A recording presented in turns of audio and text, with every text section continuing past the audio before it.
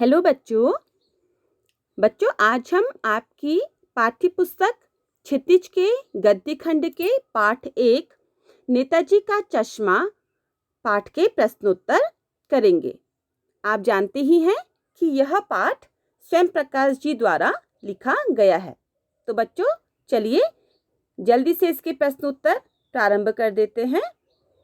बच्चों पहला प्रश्न है कि सेनानी न होते हुए भी चश्मे वाले को लोग कैप्टन क्यों कहते थे।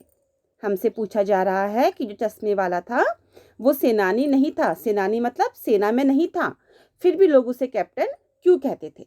तो बच्चों इसका उत्तर है कि कैप्टन चश्मे वाले में नेताजी के प्रति अगाध लगाव और श्रद्धा का भाव था। अगाध लगाव मतलब आत्मीय संबंध था। वह देशभक्तों एवं शहीदों के समान अपने देश से उसी तरह लगाव रखता था जैसा कि एक फौजी व्यक्ति रखते हैं।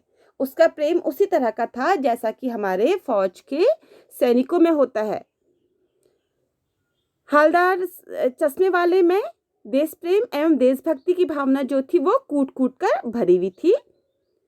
चश्मे वाला नेताजी की मूर्ति को बिना चश्मे के देखकर दुखी होता था। उसे अच्छा नहीं लगता था कि जो नेताजी हैं वो मूर्ति में बिना चश्मे के हैं। बच्चों दूसरा प्रश्न है कि हालदार साहब ने ड्राइवर को पहले चौराहे पर गाड़ी रोकने के लिए मना किया था, परंतु बाद में तुरंत गाड़ी रोकने को कहा। आप सबको पता है ना कि जब हालदार साहब कस्बे से गुजरे तो उन्होंने मूर्ति को बिना चश्मे के देखा और पूछने पर उन्हें पता चला कि अब मूर्ति में चश्मा लगाने वाला जो चश्मे वाला था वो मर चुका है। तो अब जब अगली बार नेक्स्ट टाइम जब वो उस कस्बे से गुजर रहे थे तो उन्होंने ड्राइवर को पहले ही मना कर दिया था कि अब कस्बे के चौराहे में गाड़ी मत रोकना। लेकिन जब गाड़ी कस्बे के चौराहे से गुजरी तो अचानक ही हालदार साहब ने गाड़ी को रोकने के लिए कहा। तो इसमें हमसे क ख ग 3 प्रश्न पूछे जा रहे हैं कारण में। तो पहला है कि हालदार साहब पहले मायूस क्यों हो गए थे। क्या कारण था कि हालदार साहब मायूस हो गए थे। तो इसका उत्तर है बच्चों, हालदार साहब सोच रहे थे कि कस्बे के चौराहे पर मूर्ति तो होगी पर उसकी आंखों पर चश्मा नहीं होगा। अब कैप्टन तो जिंदा है नहीं जो मूर्ति पर चश्मा लगाए। देशभक्त हालदार साहब को नेताजी की चश्मा विहीन मूर्ति उदास कर देती थी, इसलिए वह मायूस हो गए थे। समझ में आ गया ना आपको कि जब हालदार साहब को पता था कि अब चश्मे वाला तो है नहीं जो मूर्ति पर चश्मा लगाए, और बिना चश्मे के मूर्ति जो थी वो हालदार साहब को दुखी कर देती थी, वह बिना चश्मे की मूर्ति को देखना नहीं चाहते थे, इसलिए वह मायूस हो गए थे। बच्चों दूसरा प्रश्न है ख कि मूर्ति पर सरकंडे का चश्मा क्या उम्मीद जगाता है। ठीक है, तो इसका उत्तर है कि मूर्ति पर सरकंडे का चश्मा यह उम्मीद जगाता है कि देश में देश प्रेम और देशभक्ति की भावना अभी समाप्त नहीं हुई है। बच्चों के द्वारा किया गया कार्य स्वस्थ भविष्य का संकेत है। उनमें राष्ट्र प्रेम के बीज अंकुरित हैं।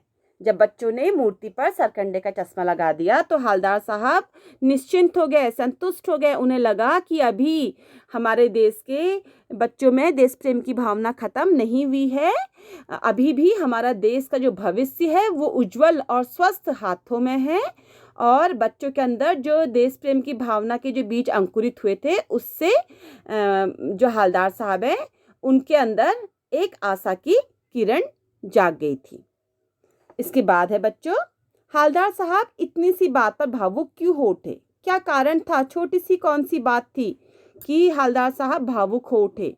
तो इसका उत्तर है कि हालदार साहब सोच रहे थे कि कैप्टन के न रहने से नेताजी की मूर्ति चश्मा विहीन होगी। उन्हें पूरी उम्मीद थी कि अब कैप्टन तो नहीं है तो नेताजी की मूर्ति पर चश्मा नहीं होगा, परंतु जब उन्होंने देखा कि मूर्ति की आंखों पर सरकंडे का चश्मा लगा हुआ है तो उनकी निराशा आशा में बदल गई। जो वो निराश हो गए थे वो अब आशा में उनकी निराशा बदल चुकी थी। उन्होंने समझ लिया कि युवा पीढ़ी में देश प्रेम और देशभक्ति की भावना है जो देश के लिए शुभ संकेत है। यही बात सोच करके वो भावुक हो गए थे। वैसे भी हमें हालदार साहब के व्यक्तित्व के बारे में इस पाठ के द्वारा यही पता चला था कि हवलदार साहब एक भावुक व्यक्ति थे। ठीक है, तो वो सोच रहे थे कि अब चश्मे वाला नहीं है, कौन नेताजी की मूर्ति में चश्मा लगाएगा। बिना चश्मे की मूर्ति देखना वो नहीं चाह रहे थे, क्योंकि उनका मन आहत हो रहा था। और जब उन्होंने सरकंडे का चश्मा देखा तो उनको अच्छा लगा, एक आशा की उम्मीद उनके मन में जागी कि जो हमारे देश के भविष्य हैं, छोटे छोटे होनहार बच्चे, उनके मन में भी देश प्रेम की भावना है। तो बच्चों, अब अगले प्रश्न की तरफ बढ़ते हैं। तीसरा प्रश्न है, आशय स्पष्ट कीजिए। आशय स्पष्ट कीजिए मतलब अर्थ बताइए। अब किस लाइन का अर्थ बताना है आपको? इस 2 पंक्तियों के आपको अर्थ बताने हैं। क्या है पंक्ति? बार बार सोचते क्या होगा उस कौम का जो अपने देश की खातिर घर गृहस्थी, जवानी, जिंदगी सब कुछ होम देने वालों पर भी हंसती है और अपने लिए बिकने के मौके ढूंढती है। अब बच्चों, इस 2 पंक्तियों का अर्थ पूछा जा रहा है कि इसका अर्थ आप क्या समझे। ठीक है, लेखक ने तो समझा दिया, पर आप क्या समझे इन पंक्तियों से? तो इसका उत्तर है बच्चों, इस पंक्ति का आशय यह है कि बहुत से लोगों ने देश के लिए अपना सब कुछ बलिदान कर दिया। कुछ लोग उनके बलिदान की प्रशंसा न करके उनके ऐसे देशभक्तों का उपहास उड़ाते हैं। उपहास मतलब उन पर व्यंग करते हैं, मजाक बनाते हैं उनकी। लोगों में देशभक्ति की ऐसी घटती भावना निश्चित रूप से निंदनीय है। ये कोई अच्छी बात नहीं है कि देशभक्तों का मजाक बनाया जाए, उनका उपहास उड़ाया जाए। ऐसे लोग इस हद तक स्वार्थी होते हैं कि उनके लिए अपना स्वार्थ ही सर्वोपरि होता है। और जो ऐसे लोग होते हैं जो देशभक्तों का मजाक बनाते हैं, वो बहुत ही स्वार्थी तरह के लोग होते हैं। उनके लिए सबसे पहले वो अपना फायदा देखते हैं। वे अपने स्वार्थ की सिद्धि के लिए देशद्रोह करने के लिए तैयार हो रहते हैं। और जो ऐसे लोग होते हैं वो अवसर नहीं छोड़ते अपने देश से ही बगावत करने का। ठीक है बच्चों। तो बच्चों, अगला प्रश्न है, पान वाले का रेखा चित्र प्रस्तुत कीजिए। फिर से देखिए, रेखा चित्र आ गया इस पाठ में। ये काफ़ी इम्पोर्टेंट पाठ था, जिसमें ये क्योंकि रेखा चित्र से संबंधित पाठ है। रेखा चित्र है कि किस तरह लेखक अपने शब्दों के माध्यम से किसी व्यक्ति का चित्र हमारे सामने प्रस्तुत कर देता है। तो यहाँ पर पान वाले का रेखा चित्र बताना है, पान वाले के बारे में बताना है कि पान वाला कैसा था। अब अगर ये 4 लाइन को आप ढंग से समझ जाएंगे तो बिना पान वाले को देखे ही जिस बच्चे की भी ड्राइंग अच्छी है वो पान वाले का चित्र अंकित कर सकता है। तो इसका उत्तर है कि पान वाला अपनी पान की दुकान पर बैठा ग्राहकों को पान देने के अलावा उनसे कुछ न कुछ बातें भी किया करता था। वो सिर्फ ग्राहकों को पान नहीं देता था बल्कि उनसे बातें भी करता था। वह स्वभाव से खुश मिजाज और काला मोटा व्यक्ति था। उसकी तौंद निकली हुई थी। वह पान खाता था जिससे उसकी बत्तीसी लाल काली हो गई थी। जब वह हंसता था तो उसकी तौंद थिरकने लगती थी। वह वाक्पटु है और व्यंग्यात्मक बातें करने में भी उसे हिचकिचाहट नहीं होती है। कितना अच्छा देखो बताया है। जब हम पेपर में पेंसिल की मदद से चित्र बनाएंगे पान वाले का, तो हम आराम से बना सकते हैं कि जो पान वाला है वो पान की दुकान में बैठा हुआ है और वो अपने ग्राहकों से बात भी करता है। वह स्वभाव से खुश मिजाज है और मोटा है और काला व्यक्ति है। उसकी जो तौंद है वो निकली हुई है। वह पान खाता रहता है जिस वजह से उसके दांत जो है लाल और काले हो गए हैं। और जब वो हंसता है तो वो इतना मोटा है कि उसकी तौंद भी थिरकने लगती है।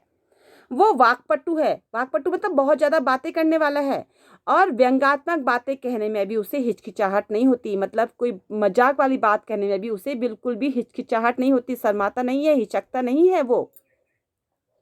अब अगला प्रश्न है बच्चों, वो लंगड़ा क्या जाने फौज में, पागल है पागल। ये एक पंक्ति है जो हमारी किताब से ली गई है।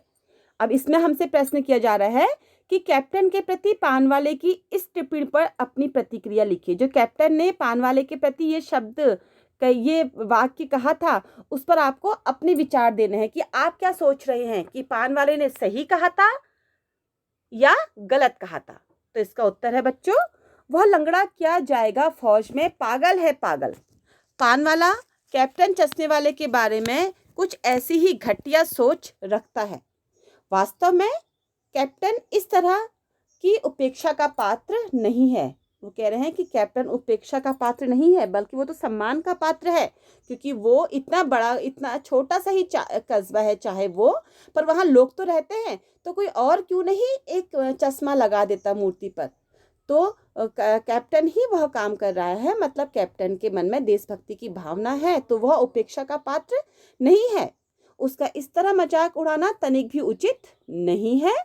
वास्तव में कैप्टन उपहास का नहीं वरन सम्मान का पात्र है, जो अपने अति सीमित संसाधनों से नेताजी की मूर्ति का चश्मा लगाकर देश प्रेम के भाव का प्रदर्शन करता है। देखो, उसके संसाधन बहुत ही सीमित हैं। जो उसकी चश्मे की दुकान में कुछ 8-10 चश्मे हैं, जिन्हें लेके वो एक डंडे में पूरे फ्रेम लगा के घूमता रहता है और बेचता है अपने चश्मे। तो उसके पास सीमित संसाधन है, लेकिन फिर भी देशभक्ति की भावना बहुत ही ज़्यादा प्रबल है, और यही प्रबल भावना जो है उसे महान व्यक्तित्व का धनी बनाती है। ठीक है बच्चों, तो बच्चों आपको अभी तक ये प्रश्न उत्तर कैसे लगे, जल्दी से कमेंट बॉक्स में लिख के बता दीजिए। अब अगला प्रश्न है बच्चों, निम्नलिखित वाक्य पात्रों की कौन सी विशेषता की ओर संकेत करते हैं।